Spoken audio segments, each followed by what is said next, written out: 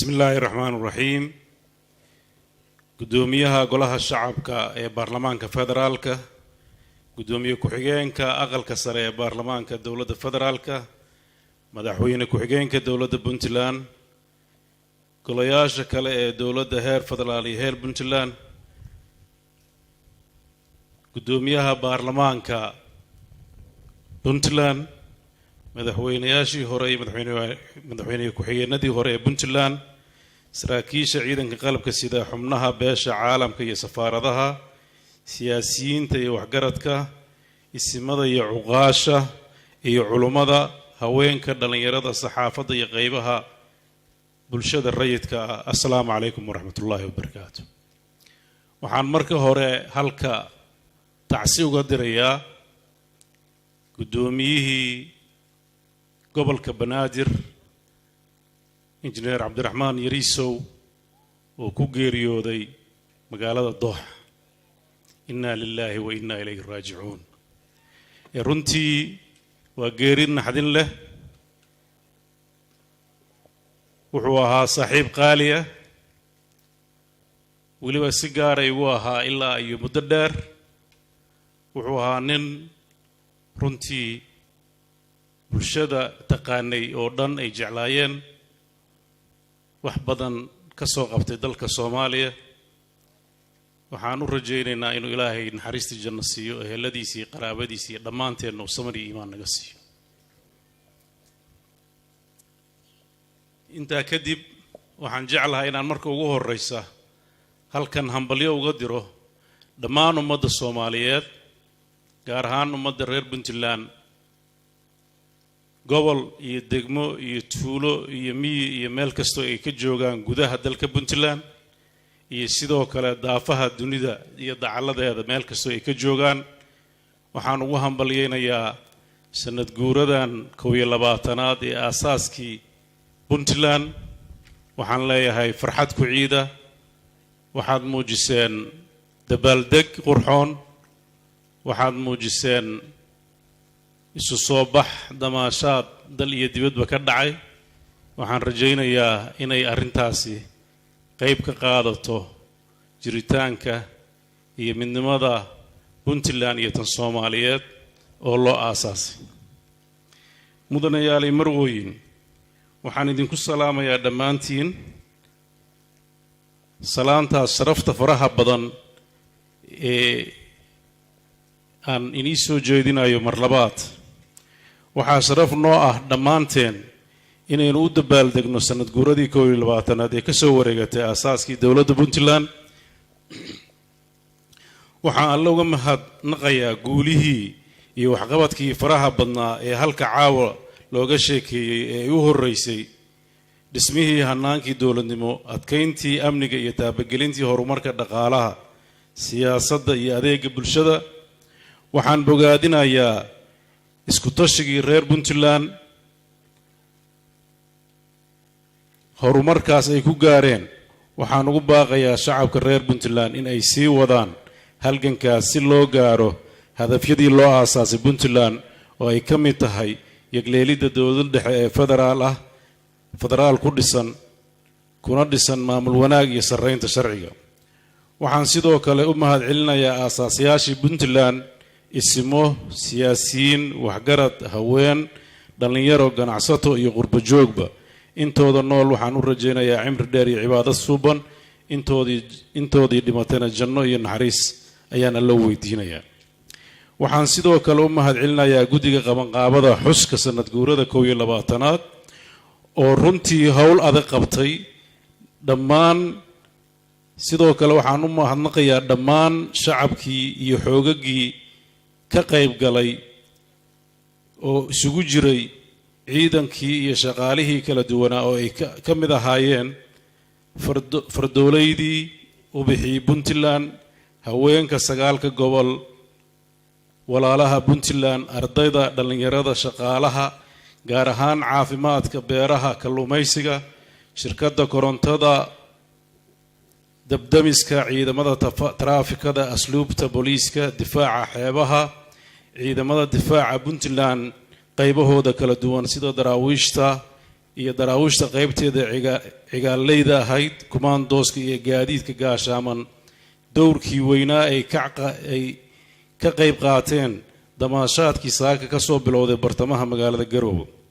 waxaan dadweynaha reer Puntland ee ku damaashaadaya gudaha iyo daafaha dunida iyo dhammaan walaalaha meelaha fogfog dalka gudihiisa iyo dibaddiisa inooga yimid si ay xuskaan inooga qayb galaan. waxaan si gooni ugu mahadnaqayaa gudoomiyaha golaha shacabka iyo gudoomiye ku-xigeenka aqalka sare iyo waftiyadii la socday. mudanayaal iyo marwooyin, maanta waa maalin weyn. waa maalintii la aasaasay dowladdii u horeysay ee xubin ka noqota dowladda federaalka. waa maalintii la ansixiyay dastuurka ku-meelgaarka ee Soomaaliya looga saaray ku-meelgaarka.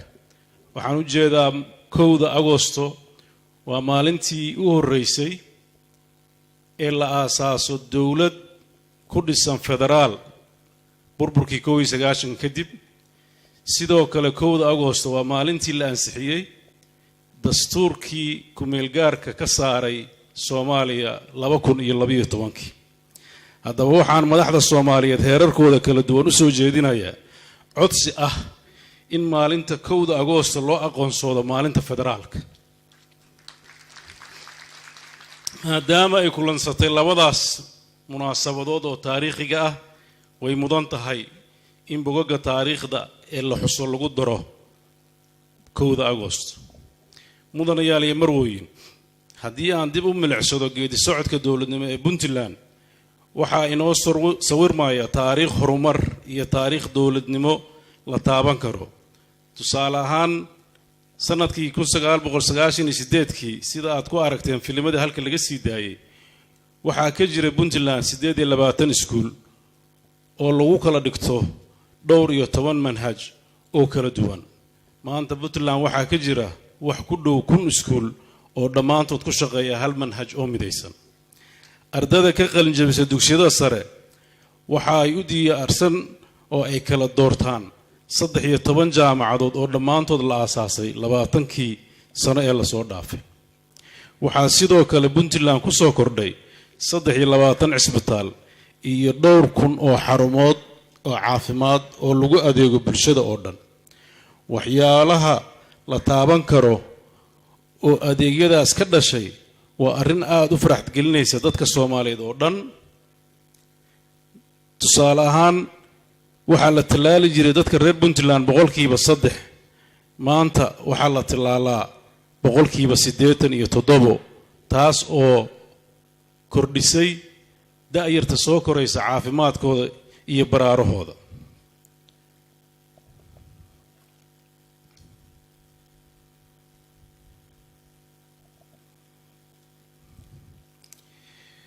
waxaan sidoo kaleeto dowladda Puntland nasiib u yeelatay 22 sano ka bacdi inaan hoggaan u qabanno Puntland maanta una gaarsiino Puntland aan dhammaanteen wada hiigsanayno. walaalayaal, waxaan guulahaas aan soo sheegay iyo kuwo kale oo badan ku gaaraynaa wadajir, iskaashi, wada shaqayn dowlad iyo shacab reer Puntland. mudanayaal iyo marwooyin,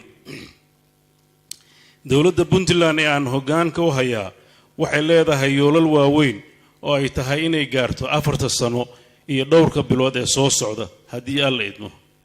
yoolka ugu weyn oo mudnaanta koowaad aan siinayay waa sugidda amniga iyo tayeynta xoog ciidan oo ay leedahay dowladda Puntland kuna filan sugidda amniga gudaha Puntland oo ay ugu horeyso ciribtirka argagixisada iyo ilaalinta xuduudaha bad iyo bir.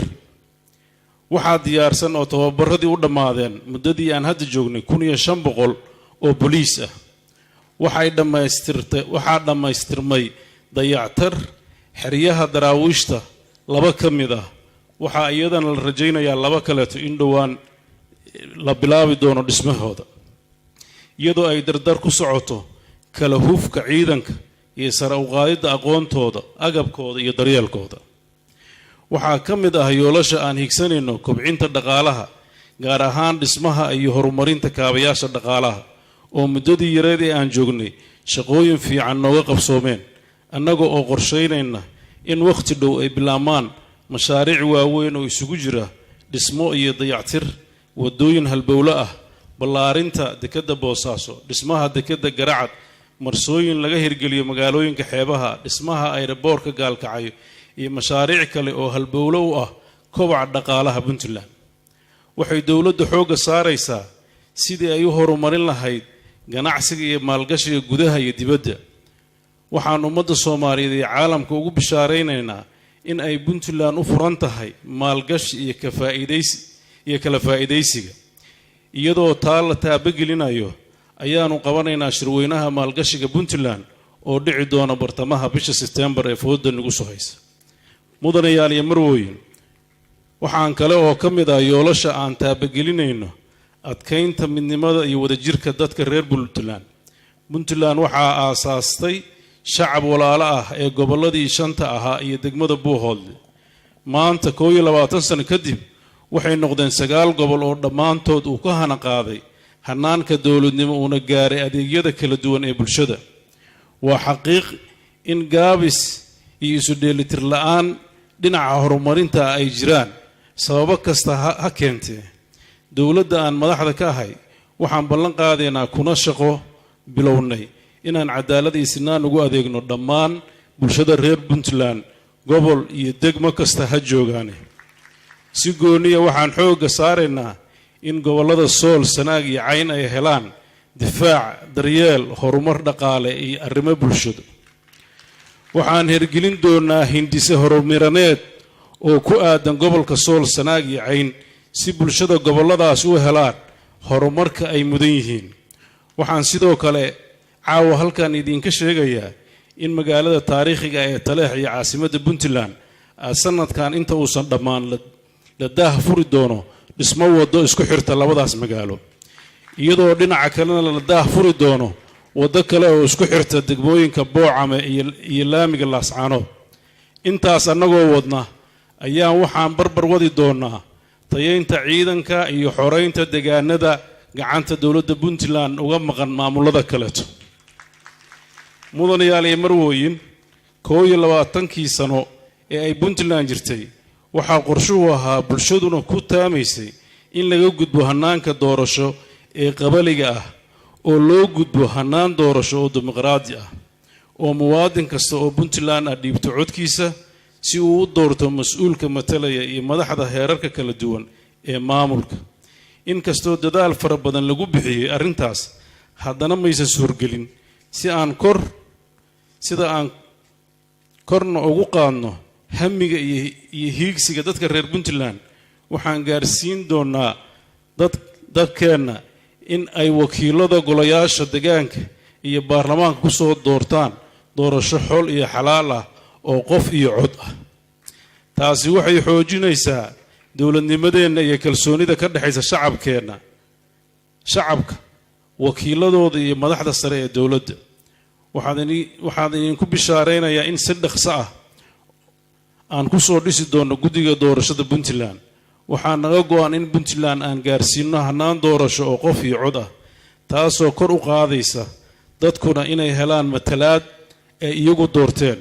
waxaan hubaa in dad badan oo ay ku jiraan dhallinyarada, haweenka iyo cid kasta oo ku dulman nidaamka qabaliga ay heli doonaan fursad lagu doorto. mudanayaal iyo marwooyin, waxaa mandaqada Puntland ka soo jeeda geesiyaal badan oo u soo halgamay naftoodana u soo huray u dagaalanka xorriyadda, dhismo qaran, adkaynta midnimada Soomaaliyeed. taasi waxay ka tarjumaysaa hadafyadii loo aasaasay Puntland oo ay ka mid ahaayeen ilaalinta wadajir iyo midnimo ummad Soomaaliyeed. welina taas ayay Puntland u taagan tahay.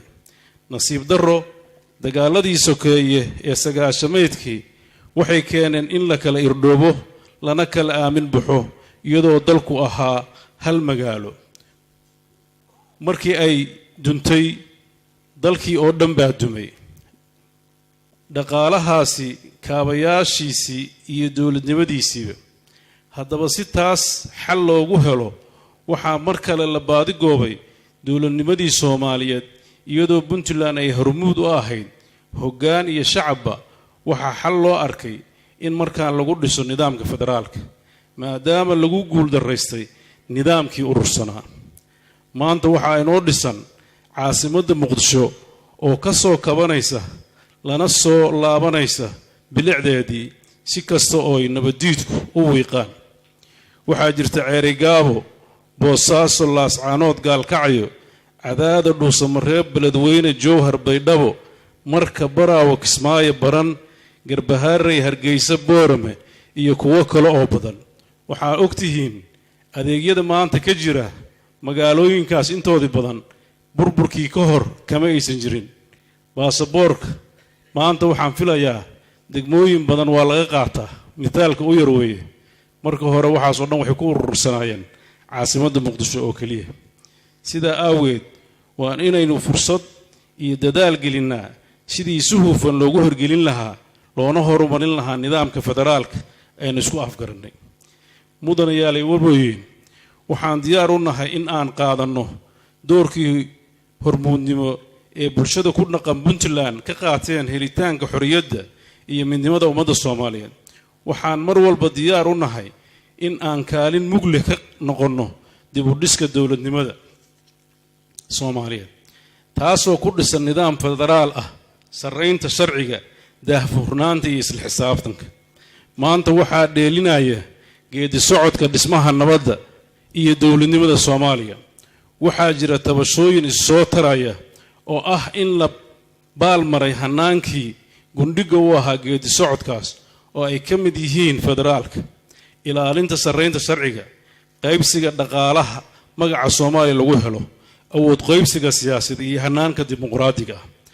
ummadda Soomaaliyeed kuma filna halkudhigyo aan waxba u helin iyo carqaladayn maamulada ka dhisan gobollada dalka.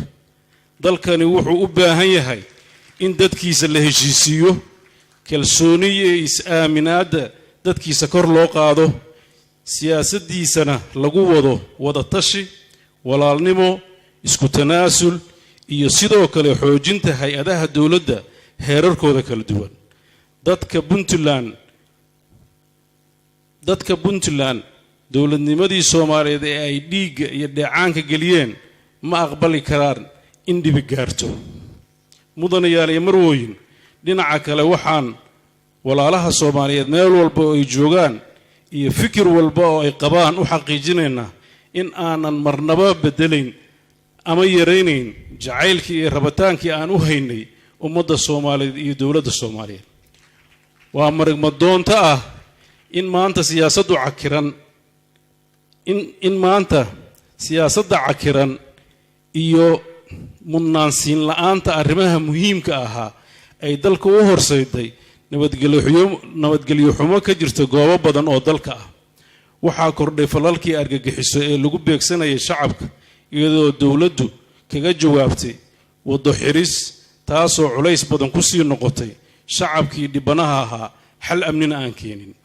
dhacdooyinkaas xanuunka badan waxaa ugu dambeeyey qaraxii ka dhacay xarunta dowladda hoose ee Muqdisho oo dad badan oo mas-uuliyiin ah lagu laayay, kuwo kalena ku dhaawacmeen. waxaan naxariista alle u weydiinaynaa intii dhimatay, waxaan u tacsiyeenaynaa eheladii, caafimaad buuxa ayaan u rajaynaynaa dadkii ku dhaawacmay. mudanayaal iyo marwooyin, waxaan ugu baaqaynaa madaxda dowladda federaalka ah ee Soomaaliyeed inay mudnaanta siiyaan arrimaha masiiriga ah sida dhammaystirka dastuurka oo waqti aad u dheer qaatay, amniga iyo dhisid cudud ciidan oo astaan qaran Soomaaliyeed leh, hagaajinta wada shaqaynta ay la leeyihiin dowladaha xubnaha ka ah dowladda federaalka. wada shaqayntaas oo ku dhisan sharci, is-ixtiraam, faragelin la'aan iyo wada tashi. waxaan ugu baaqaynaa inay ka daayaan faragelinta arrimaha doorashooyinka Galmudug iyo Jubbaland. dhismaha maamulada dalka waxaa laga soo maray dadaallo aad u dhaadheer, waxaana galay maskax iyo muruq badan. maanta uma baahna wiiqis iyo faragelin huwan ololo siyaasadeed ee waxay u baahan yihiin in lagu taageero baahidooda, wixii ay ku filan yihiinna lagu xurmeeyo. waxaan leeyahay ha loo daayo dadka reer Jubbaland iyo Galmudug inay iyagu go'aansadaan cidda talada ay u dhiibanayaan. mudanayaal, guddoomiye iyo guddoomiye ku-xigeen, waxaan dhammaan dadka Soomaaliyeed ay labada aqal ee baarlamaanka federaalka ah ay ka sugayaan dhamaystirka iyo ilaalinta dastuurka lagu heshiiyey. dhammaanteen waajib ayaa inaga saaran ilaalinta sharciyada Jamhuuriyadda Federaalka Soomaaliya. diyaar ayaan u nahay in aan idinkala shaqeyno dhamaystirka dastuurka iyo sidii loo heli lahaa hannaan hufan oo ku dhici karto doorasho xalaal ah sanadka 2020. dhinaca kale mudane gudoomiye waxaan kaaga mahadcelinaynaa kuguna bogaadinaynaa mowqifkaaga hoggaanka baarlamaanka federaal ka qaatay samaynta sharciga doorashada oo loo dhan yahay. waxaa xusid mudan in arrintaas muddo codsanaynay maanta se baarlamaanku qaatay go'aanka ku habboon. waxaan la wadaagi doonaa talada aan hayno guddiga aad magacowday. sida aad sheegtana waxay wada tashi ugu imaan doonaan maamulada dalka ka jira. waa muhiim doorasho xalaal ah ku dhacda waqtigii loogu talagalay. mudanayaan iyo marooyin waxaan ugu baaqayaa ummadda Soomaaliyeed meel ay joogtaba inaynu ka wada shaqeyno dowladnimadeenna, wada jirkeenna iyo midnimadeenna. waxaan ku soo gunaanadayaa hadalkayga Soomaali waa Soomaali, Soomaaliyana Soomaali baa leh. Soomaaliya ha noolaato, Puntland ha noolaato, Soomaaliya ha israacdo. والسلام عليكم ورحمة الله وبركاته.